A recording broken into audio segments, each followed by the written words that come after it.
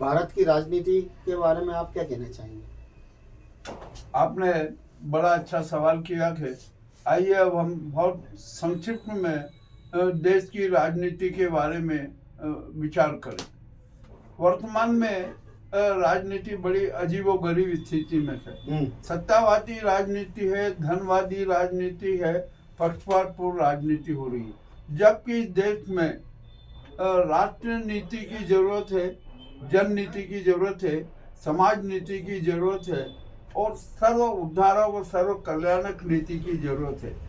अभी हमने जो चुनाव देखे, हरियाणा का देखा, अपना झारखंड का देखा, महाराष्ट्र का देखा और अब अगले चुनाव भी दिल्ली और बिहार ने और भी चुनाव देखेंगे। सारे जो हमने चुनाव जो हमने अभी तक देखे उसमें जो चुनावी प्रचार किया गया वो मात्र आरोप प्रत्यारोप से ही भरा हुआ रहा।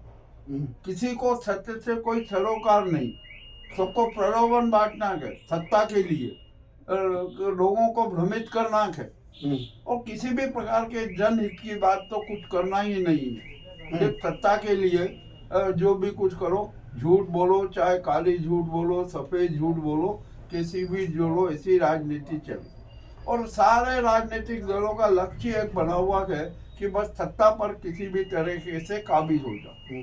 यह जो हमारी राजनीति का चरित्र है वो बहुत ही अति घातक है। और आपको दूसरी बात एक बताऊं कि हमारे यहाँ पर जो कार्यपालिका के, विधान पालिका के, संवाद पालिका के, उसका भी चरित्र अच्छा नहीं।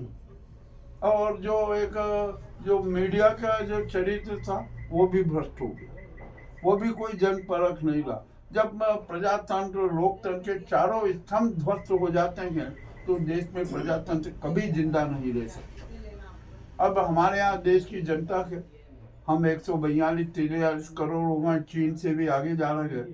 तो ऐसी स्थिति में जनता का भी अपना दायित्व बनता है कि वो भी आखिरकार राजनीति की बात करे, स्वार्थ, वो भी अपनी स्वार्थ नीति छोड़े, भ्रमित होना छोड़े और जो सच है सच को स्वीकारे।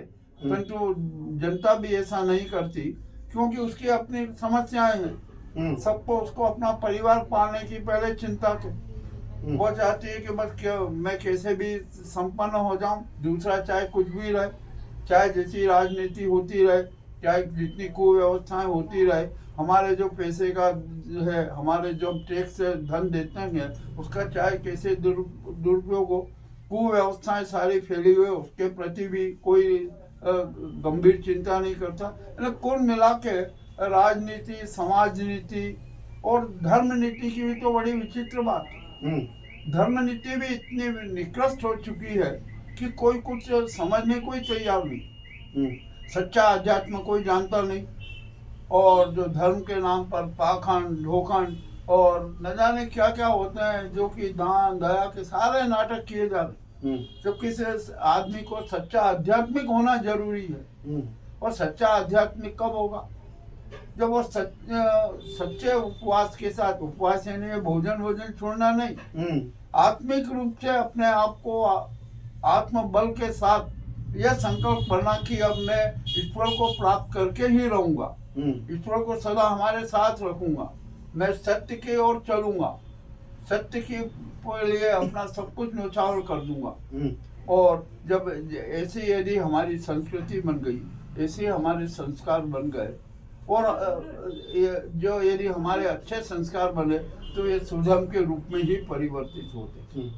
अब यहाँ पर हम कुछ एक बड़े उदाहरण देखते हैं। हमारे जो यहाँ के साधु संत हैं, मैं तो कहता हूँ कि अब तो साधु संतों का भी अकाल पड़ा हुआ।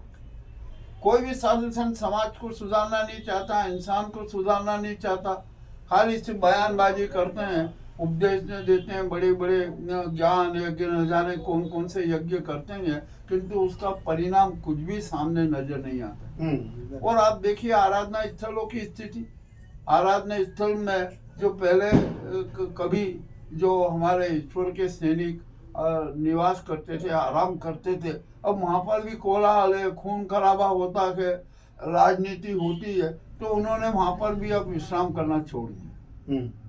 और जो कि समाज तोड़ो, इंसान तोड़ो, और इंसान को किसी भी तरीके से गिराओ, विश्वासघात करो, ये सबकी सारी राजनीति हो रही है।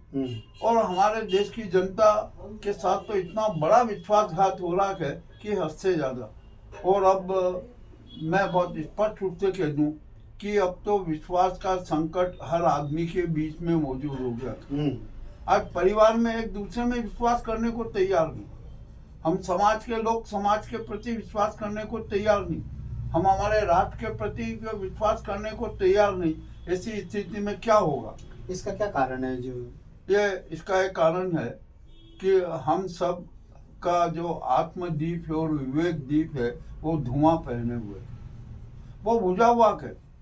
यदि हम अपना आत्मदीप और विवेक दीप प्रज्वलित कर लेंगे तो कोई ताकत नहीं कि हमें किसी भी हालत में गिरा। इसको प्रज्वलित कौन करेगा? नहीं, हम खुद ही करेंगे। ये कोई माध्यम युग में नहीं कर सकते। नहीं, ये होता है। अरे होता है। आप, मैं कह रहा हूँ, सिर्फ 1 मिनट के लिए आप आराम से बैठ जाइए, सब कुछ त्याग करके अपने आप को शून्य में ले आइए और ईश्वर का स्मरण कीजिए। आपका जो विवेक दी अपने आप में प्रज्वलित हो जाए।